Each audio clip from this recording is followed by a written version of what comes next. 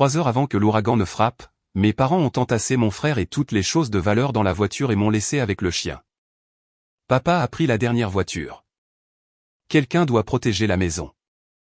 Maman a cloué ma fenêtre pour la fermer. Reste à l'intérieur.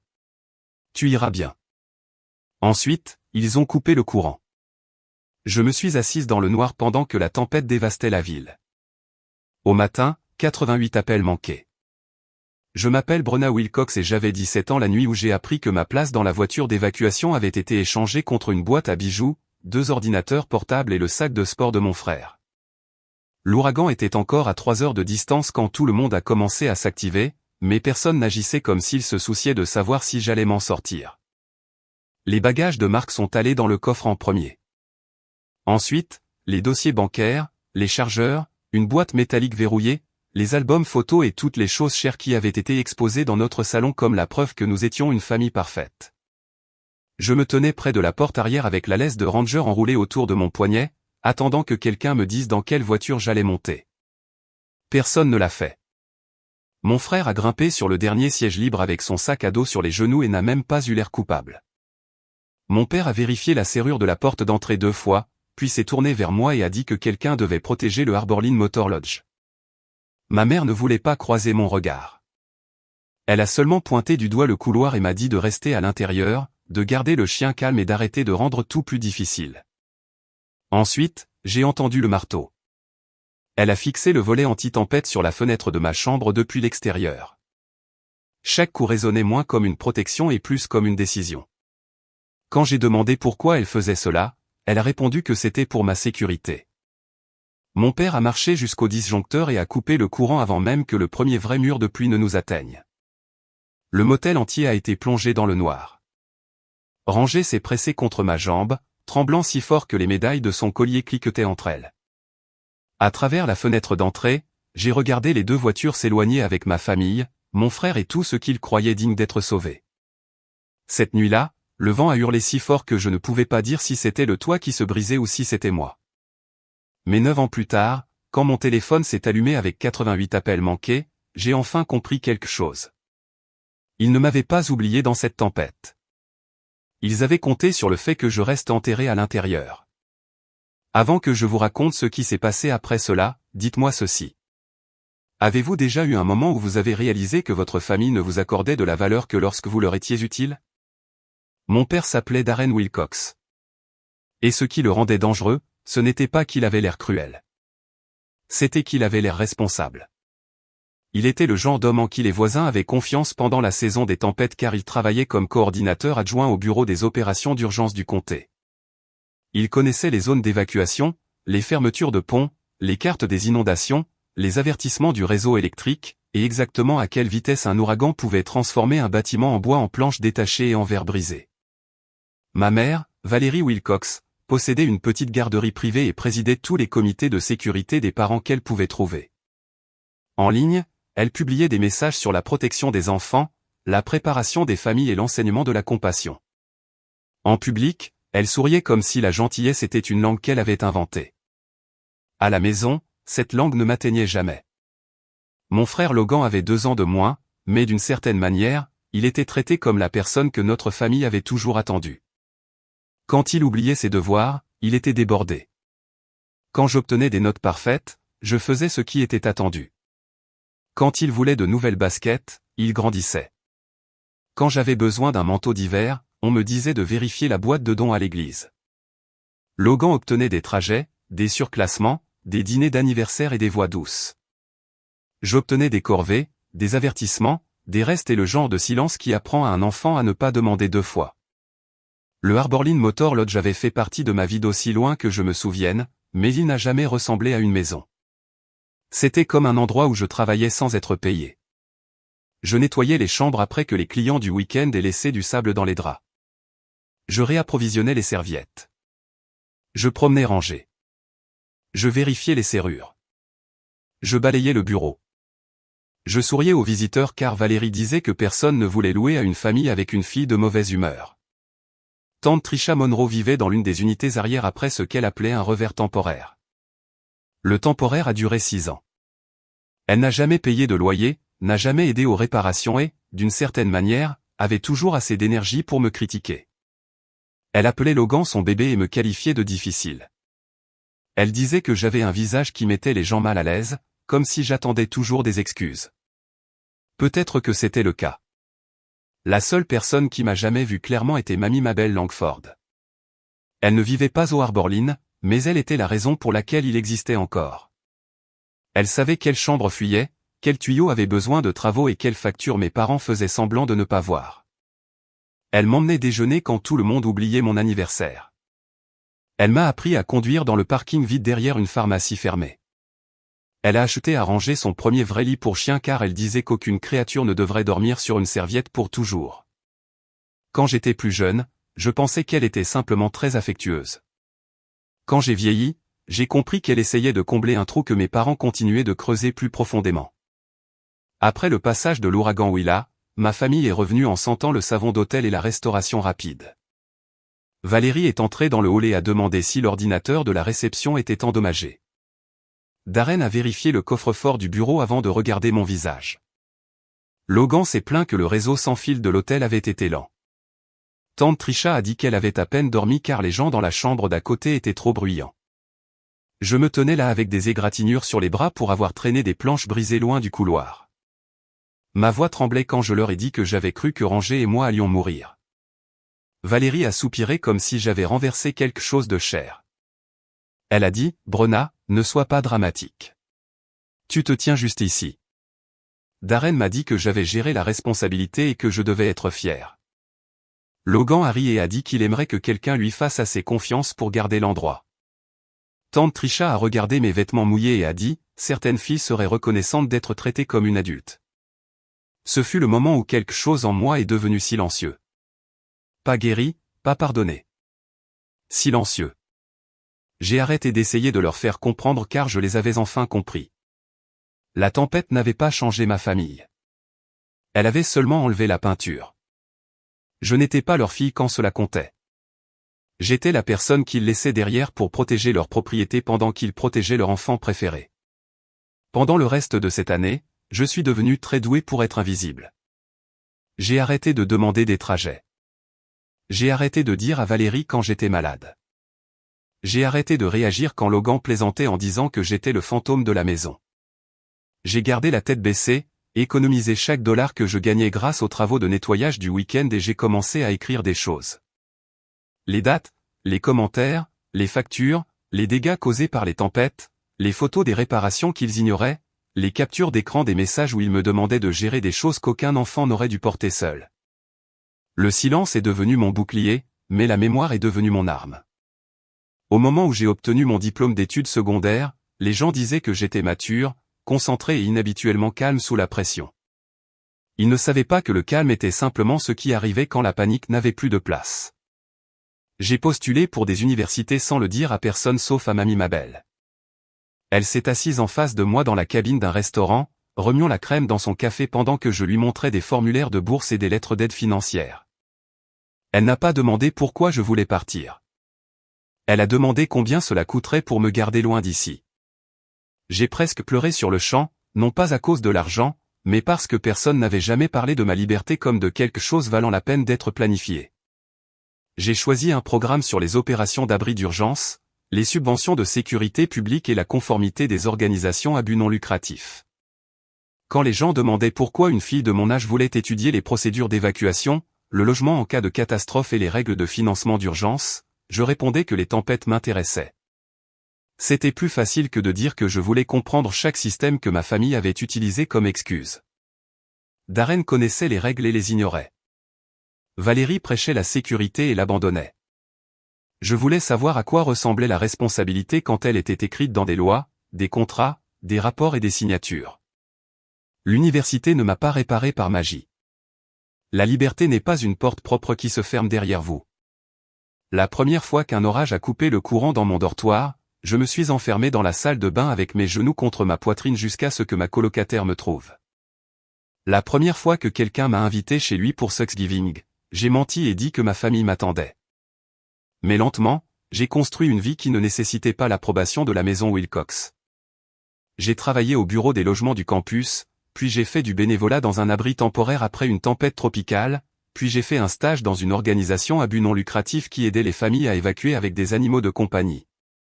J'ai appris combien de personnes refusaient de quitter le danger car les abris ne prenaient pas leurs animaux. J'ai appris à quel point une mauvaise planification transforme facilement la peur en piège. J'ai appris comment la paperasse pouvait sauver des personnes quand l'émotion leur faisait défaut. Chaque formulaire que je remplissais, chaque rapport que j'écrivais. Chaque liste d'inspection que j'étudiais ressemblait à une autre serrure tournant entre moi et la fille qu'ils avaient laissée dans le noir. Mes parents appelaient rarement. Quand ils le faisaient, ce n'était jamais pour demander si j'étais heureuse. Darren voulait que j'explique une lettre du comté. Valérie voulait de l'aide pour remplir un formulaire de remboursement. Logan voulait de l'argent pour une réparation de voiture et appelait cela un prêt, même s'il n'avait jamais rien remboursé de sa vie.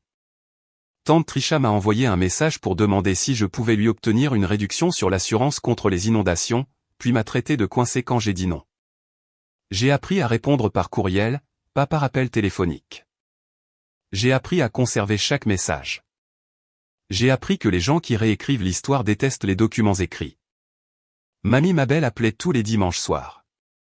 Elle demandait ce que j'avais mangé, si j'avais dormi, si j'avais ri cette semaine-là, et si Ranger regardait toujours les orages comme s'ils avaient des intentions personnelles.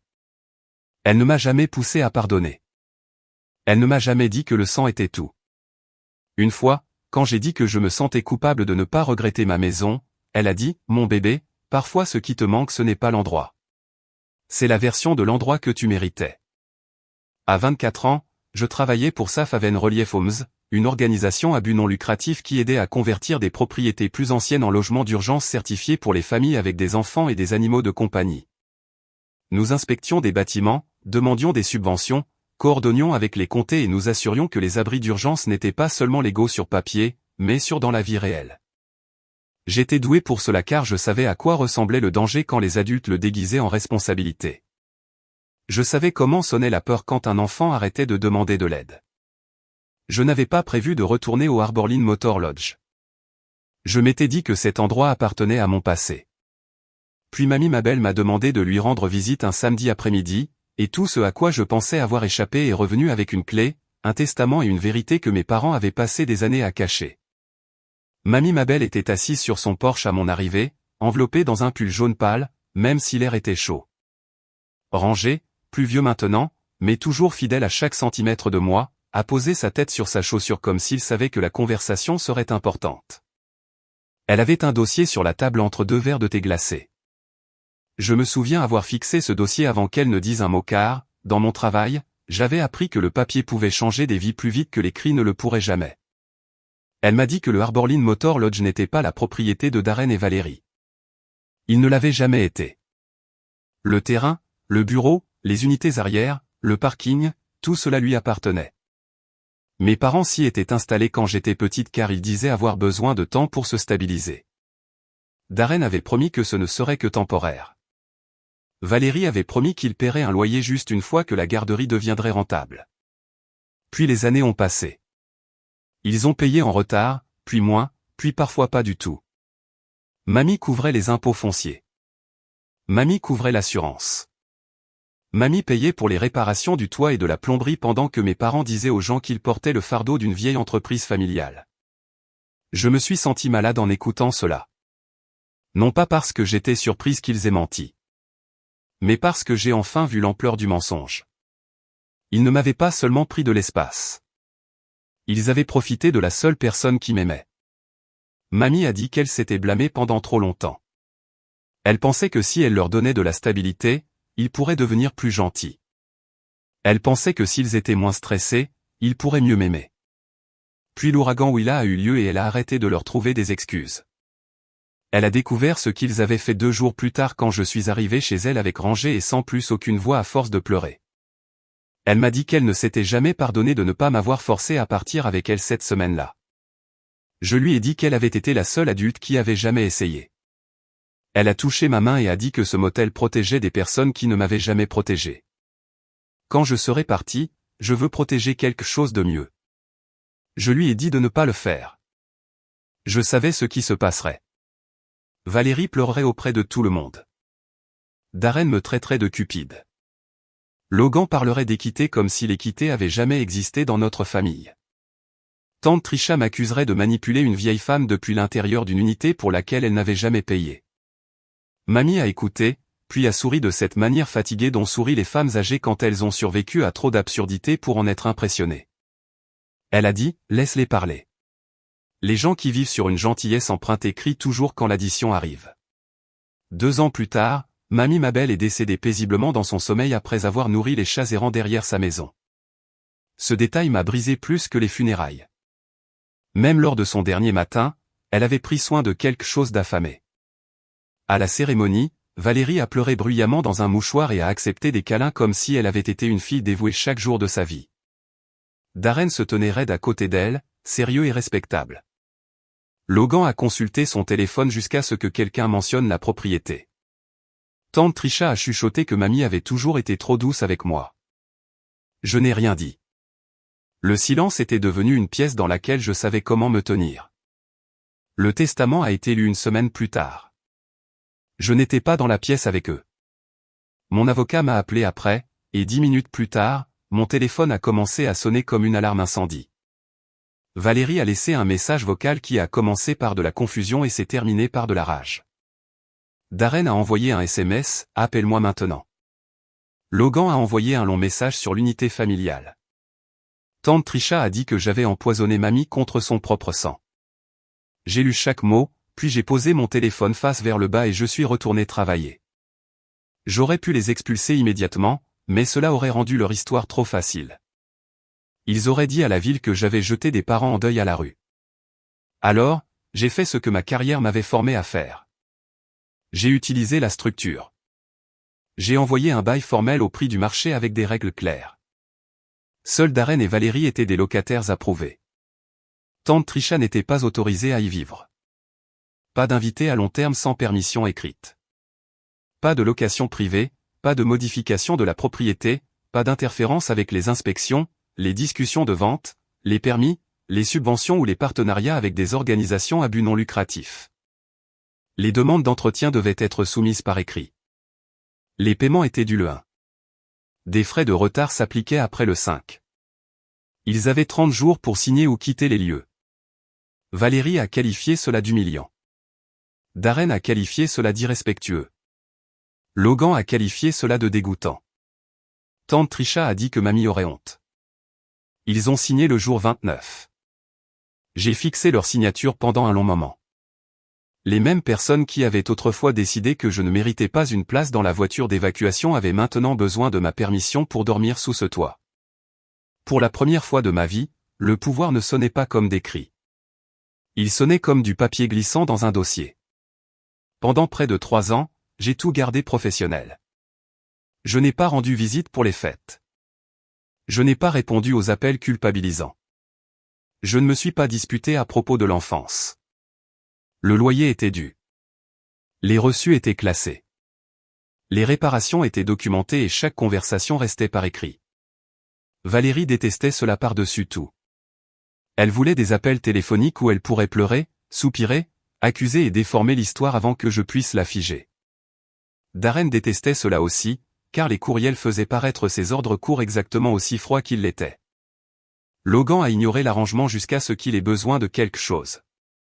Tante Trisha a fait semblant que le bail ne s'appliquait pas à elle car faire semblant avait toujours été son paiement de loyer. Au début, l'argent arrivait en retard mais au complet. Puis il est arrivé plus tard. Puis un mois est arrivé avec la moitié du montant et un mot de Valérie disant que la famille devrait comprendre les difficultés. J'ai répondu avec la clause sur les frais de retard.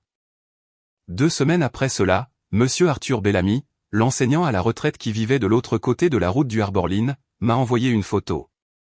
Tante Trisha se tenait à l'extérieur des unités arrière en peignoir, arrosant des plantes comme si elle possédait l'endroit. Une autre photo est arrivée une semaine plus tard. Le camion de Logan était garé derrière le bureau à côté de piles de meubles de location. Ensuite, j'ai trouvé des annonces en ligne pour des services de stockage de week-end et de mise en scène liés à sa nouvelle entreprise secondaire de location de vacances. Il utilisait ma propriété pour soutenir une entreprise dont il ne m'avait jamais parlé. À peu près à la même époque, Logan est soudainement devenu amical. Il a envoyé un SMS, et, Brena. Je pensais à toi. J'espère que la vie est belle. J'ai fixé le message et j'ai presque ri. Logan n'avait jamais pensé à moi à moins que quelqu'un derrière lui n'ait besoin d'un accès.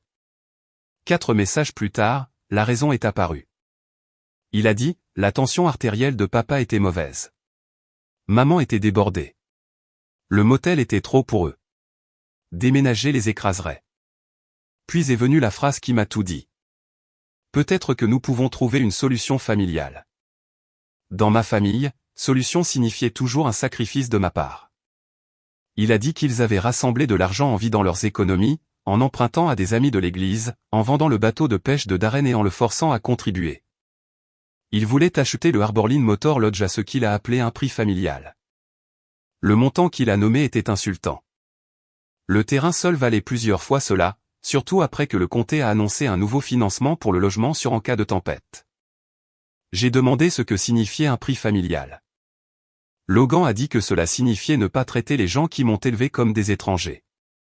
J'ai répondu, les gens qui élèvent des enfants ne les laissent pas dans un ouragan de catégorie 4 avec un chien et un téléphone mort. Il n'a pas répondu pendant 11 minutes. Puis il a dit que je devais aller de l'avant. C'est à ce moment-là que je lui ai dit que je ne leur vendais pas. En fait, j'étais déjà en pourparlers avec Safe Haven Relief Homes pour rénover le Harborline en hébergement d'urgence certifié pour les familles évacuant avec des enfants et des animaux de compagnie. Le bureau deviendrait un centre de coordination des tempêtes.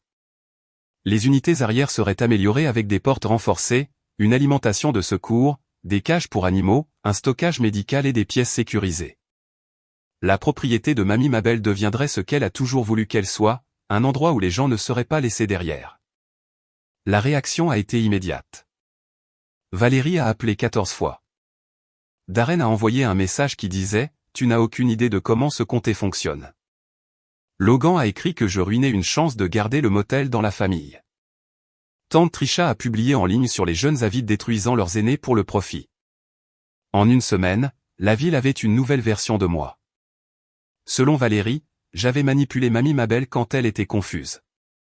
Selon Darren, j'étais une femme instable avec une rancune. Selon Logan, je voulais encaisser de l'argent en confiant une propriété familiale à des étrangers. Selon tante Trisha, je les avais toujours détestés car j'étais jalouse de mon frère. Valérie a fait du porte-à-porte avec les yeux rouges et une voix douce, disant aux gens qu'elle avait peur de ce que je pourrais faire ensuite. Darren a laissé entendre à d'anciens collègues que le processus de permis nécessitait un examen minutieux. Logan a utilisé ses contacts immobiliers pour poser des questions sur Safe Haven et semer le doute sur le projet. Tante Trisha a diffusé en direct depuis l'unité arrière qu'elle n'était pas censée occuper, disant que certaines personnes se souciaient plus de l'argent que du sang. L'espace d'un instant, j'ai presque admiré leur travail d'équipe. Ils ne m'avaient jamais protégé avec autant d'énergie. J'ai engagé Maya Rosenthal, une avocate spécialisée en droit immobilier avec une voix calme et aucune patience pour le théâtre émotionnel. Je lui ai tout envoyé. Le bail, les relevés de paiement, les photos de Monsieur Bellamy, les captures d'écran des messages de Logan, les publications de Valérie, le SMS de Darren sur le comté, une vidéo d'une inspection d'entretien montrant les vêtements. Les médicaments et le courrier de tante Trisha à l'intérieur de l'unité arrière. Maya a tout lu et a dit qu'il rendait cela plus facile qu'il ne le pensait. L'occupation non autorisée seule suffisait à agir contre eux. L'utilisation commerciale sans approbation ajoutait une autre violation. Les mensonges publics pouvaient soutenir un avertissement pour diffamation s'ils interféraient avec l'accord de Safe Haven. Mais Maya a dit quelque chose de plus important. Ne combattez pas chaque rumeur. Combattez celle qui compte dans la pièce où les décisions sont prises. Cette pièce était l'audience d'autorisation du comté. Ma famille prévoyait d'apporter des larmes, de la réputation et d'anciennes connexions. Je prévoyais d'apporter des reçus. L'audience d'autorisation a eu lieu dans un bâtiment de briques bas du comté qui sentait le papier, l'encaustique et le vieux café. Chaque chaise grinçait. Chaque murmure semblait porter. Darren et Valérie sont arrivés tôt et se sont assis près du devant comme des victimes respectables.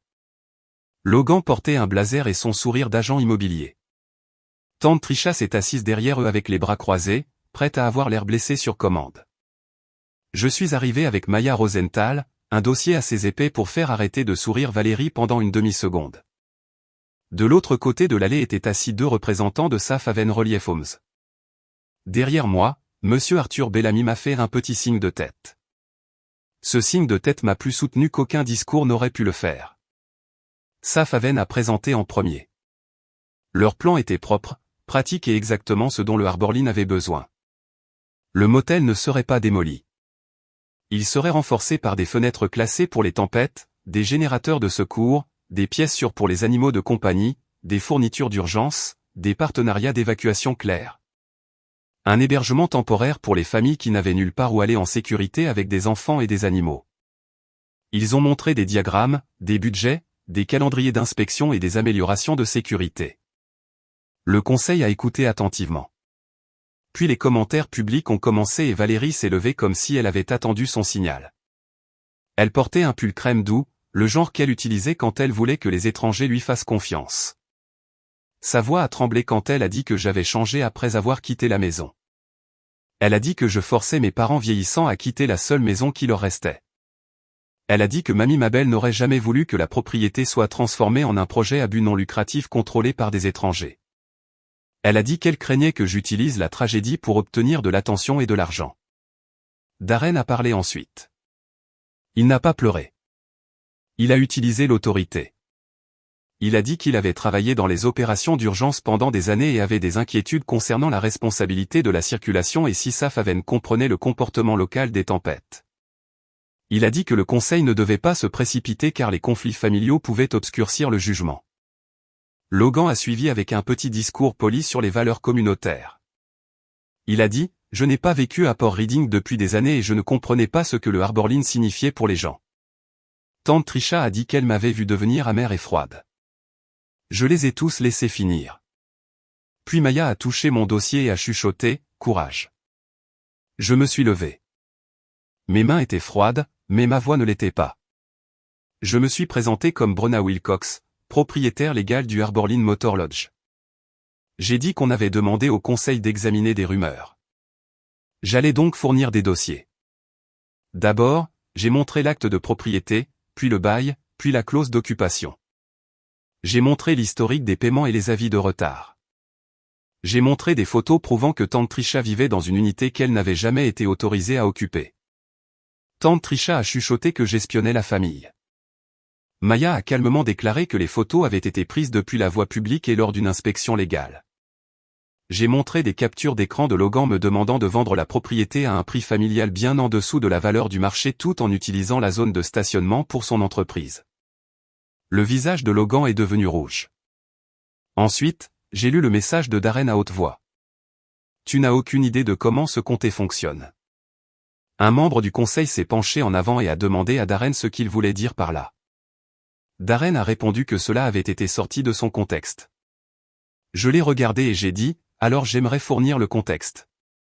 J'ai ouvert la dernière section de mon dossier, le bulletin météorologique de l'ouragan Willa, les avis d'évacuation obligatoires, les heures de fermeture des ponts, les alertes d'urgence, les vitesses du vent, les cartes des inondations.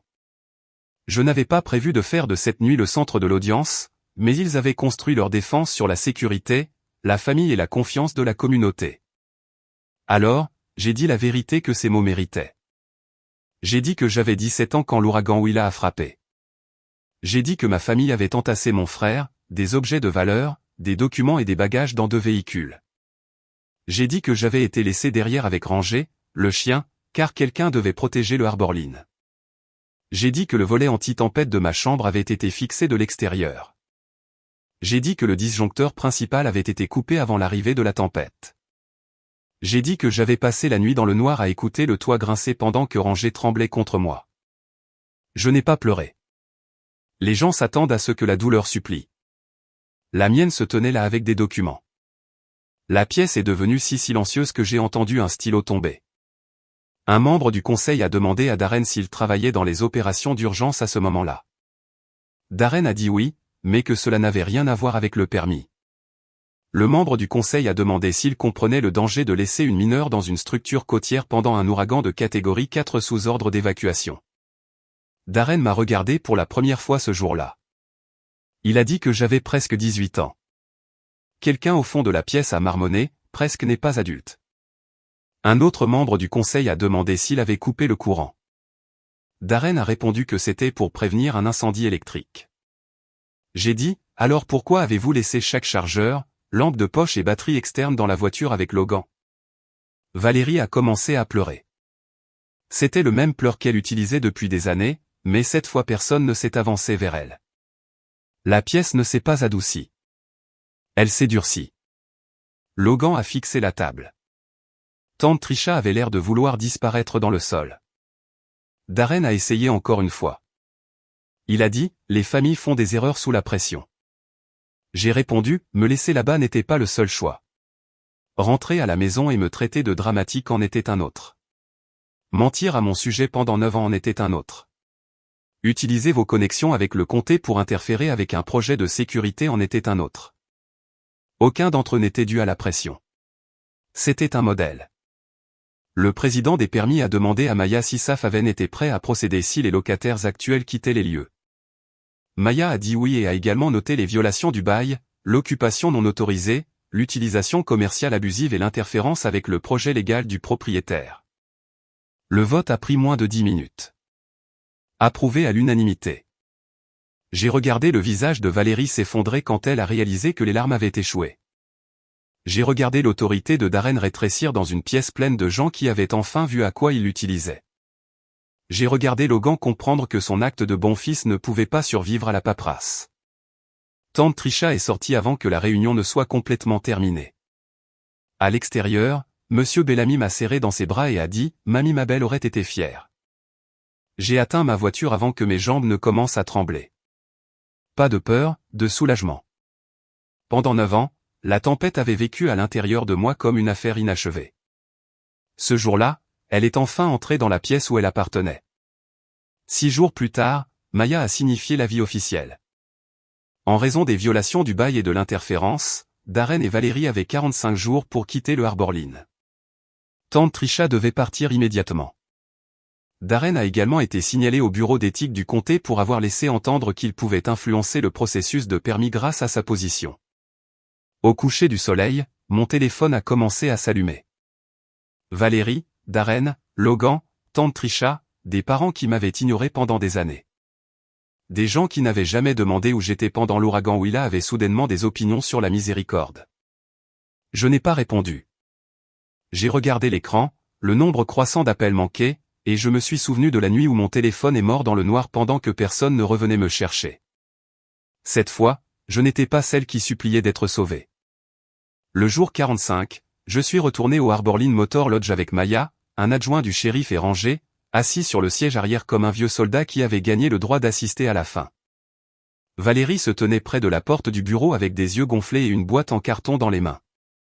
Elle a dit que l'appartement qu'ils avaient trouvé était trop petit. Elle a dit que le travail de Darren était en cours d'examen. Elle a dit que Logan était furieux. Elle a dit que Tante Trisha n'avait nulle part de décent où aller. Elle a dit que je déchirais la famille. J'ai regardé le bâtiment derrière elle, les volets anti-tempête, le panneau fissuré, la fenêtre du bureau où je les avais regardés s'éloigner 9 ans plus tôt, et j'ai dit, non, je ne maintiens simplement plus tout ensemble avec mon silence. Darren a porté des boîtes sans parler. Il avait l'air plus petit que dans mes souvenirs, non pas parce qu'il avait changé, mais parce que je ne le voyais plus à travers la peur. Logan a essayé de me parler près du parking. Il a dit que j'étais allé trop loin.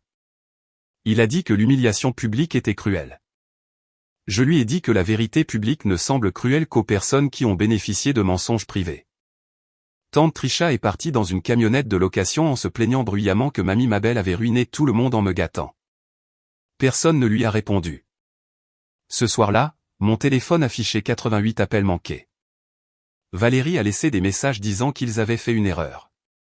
Darren a envoyé un SMS, s'il te plaît, arrête. Logan a envoyé des paragraphes sur le pardon. Des parents ont envoyé des versets bibliques, des citations sur la famille et des avertissements que la vengeance m'empoisonnerait. J'ai répondu une fois dans un message de groupe car je voulais que personne ne me comprenne mal à nouveau. Quand j'avais 17 ans, Darren et Valérie ont évacué avec Logan et leurs objets de valeur, m'ont laissé derrière avec rangé pendant l'ouragan Willa, ont sécurisé ma fenêtre de l'extérieur, ont coupé le courant et sont revenus en me traitant de dramatique. Pendant 9 ans, beaucoup d'entre vous ont cru leur version car c'était plus facile que de me demander la mienne. Ne me contactez pas pour défendre les conséquences qu'ils ont méritées. Personne n'a répondu. Les conséquences sont venues silencieusement après cela. Darren a été retiré de ses fonctions d'urgence en contact avec le public pendant que l'examen éthique progressait. Les hommes qui avaient l'habitude de lui taper sur l'épaule lors des événements du comté gardaient soudainement les conversations courtes. Valérie a démissionné du comité de sécurité de la garderie après que des parents ont commencé à demander pourquoi quelqu'un qui prêchait la protection de l'enfance avait laissé sa propre fille dans un ouragan. Les inscriptions ont chuté. Ses publications en ligne sur la compassion ont disparu. Logan a perdu l'investisseur qu'il courtisait car personne ne voulait d'une transaction immobilière liée à un scandale et à une objection de permis ratée. Tante Trisha a fini par louer une chambre au-dessus d'une laverie automatique et, pour la première fois depuis des années, a dû payer pour l'espace qu'elle occupait. Je n'ai pas célébré de la façon dont les gens pensent que la vengeance devrait être célébrée. Je n'ai pas dansé dans le parking. Je n'ai pas crié. J'ai marché à travers le Harborline avec rangée à mes côtés et j'ai ouvert chaque porte. Certaines chambres sentaient la poussière et le sel. Certains murs avaient besoin de réparation. La vieille chaise de bureau de Mamie Mabel était toujours derrière le bureau. Je me suis assise là pendant un long moment et je me suis autorisé à faire mon deuil. Non pas pour la famille que j'avais perdue, mais pour la famille que j'aurais dû avoir. Safaven a commencé les rénovations 2 mois plus tard. Ils ont remplacé les fenêtres fragiles par du verre classé pour les tempêtes. Ils ont installé des générateurs de secours et un éclairage d'urgence. Ils ont construit une salle d'admission pour les animaux de compagnie avec des cages, un stockage de nourriture et des sols lavables. Ils ont créé une salle de repos pour enfants avec des couvertures, des livres et des stations de recharge. Ils ont peint le bureau d'un bleu chaud car Mamie Mabel avait toujours dit que le bleu faisait respirer les gens effrayés plus lentement. Près de la réception, j'ai placé une photo encadrée de Mamie Mabel tenant rangée quand il était chiot. En dessous, une petite plaque disait « Le fond de passage sur Iris est rangé, créé pour aider les familles, les enfants et les animaux de compagnie à évacuer en toute sécurité avant que la catastrophe ne frappe. » Une partie de l'argent du projet a été versée dans ce fonds. Il a payé pour des cages de transport pour animaux, des bons de motel, des cartes d'essence, des batteries externes, des couches, des glacières pour médicaments et des ateliers d'éducation d'urgence pour les familles qui pensaient n'avoir aucune option. Cela comptait pour moi car la leçon n'a jamais été seulement la vengeance. Les enfants ne sont pas des gardiens de propriété. Les animaux de compagnie ne sont pas des excuses. La sécurité n'est pas un privilège réservé à l'enfant préféré. La famille ne se prouve pas par qui partage votre nom, pleure le plus fort ou réclame la maison après le décès de quelqu'un. La famille se prouve par qui vous protège quand vous laissez derrière serait plus facile. J'ai appris que le pardon sans responsabilité peut devenir une permission pour la prochaine cruauté. J'ai aussi appris que la justice ne doit pas vous rendre cruel. Parfois, la justice est une porte verrouillée. Parfois, c'est un avis signé. Parfois, c'est dire la vérité dans une pièce où les menteurs attendaient votre silence. Et parfois, c'est transformer l'endroit qui vous a blessé en abri pour quelqu'un d'autre. Je ne déteste pas Darren, Valérie, Logan ou tante Trisha. La haine me lierait encore à eux, et j'ai passé trop de temps piégé dans leur version de ma vie. Ce que je ressens maintenant, c'est de la distance, et la distance peut être sainte quand elle vous sauve. Il y a 9 ans, ils sont partis avec toutes les choses de valeur qu'ils pouvaient faire entrer dans une voiture et m'ont laissé dans le noir avec un chien tremblant. Ils pensaient que cette nuit m'apprendrait que j'étais jetable. Au lieu de cela, elle m'a appris ce que je ne devais jamais devenir. J'ai survécu à la tempête dans laquelle ils m'ont abandonné. Ensuite, j'ai construit un endroit où d'autres personnes n'auraient pas à le faire. Tout dans cette vidéo est fait uniquement pour la narration, l'éducation et le divertissement. Nous espérons que cela vous rappelle que les personnes qui prennent votre gentillesse pour acquise ne méritent pas un accès illimité à votre vie.